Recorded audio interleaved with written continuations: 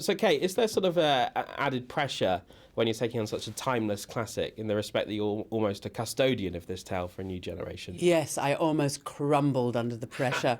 No, it's delightful. It's absolutely delightful. I think the challenge is why retell it? Why remake it when it exists in so beautifully in an animated form?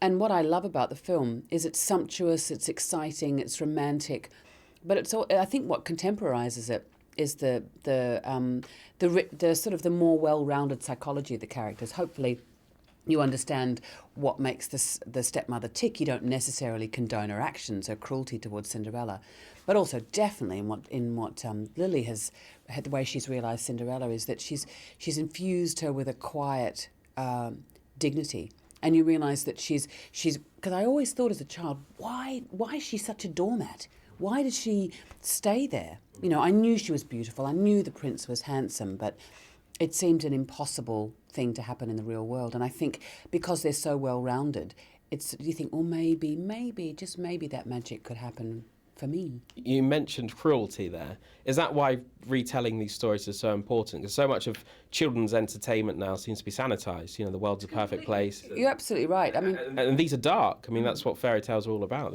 They teach important messages. And I think often when in retelling fairy tales, we either go for the gothic or we over-sentimentalise them. And what I like about this film is I think it strikes that balance. There's a real heart and a humanity in there. But if you go back to the Grimm's fairy tales, and, this goes right back thousands of years, and across all language groups this story has been retold.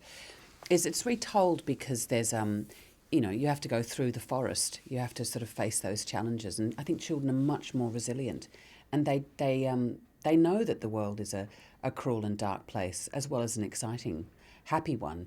And I think when that's denuded from the storytelling for them, I think they feel a bit robbed. The look of the film, though, is very child-friendly in many respects. It's so vibrant. And look, there's mice in there. There's mice. Exactly. There's mice to deal with. But also, in the first 5 minutes, it's like, the first 5 minutes of Up. I was a puddle because, you think, this is so terribly tragic.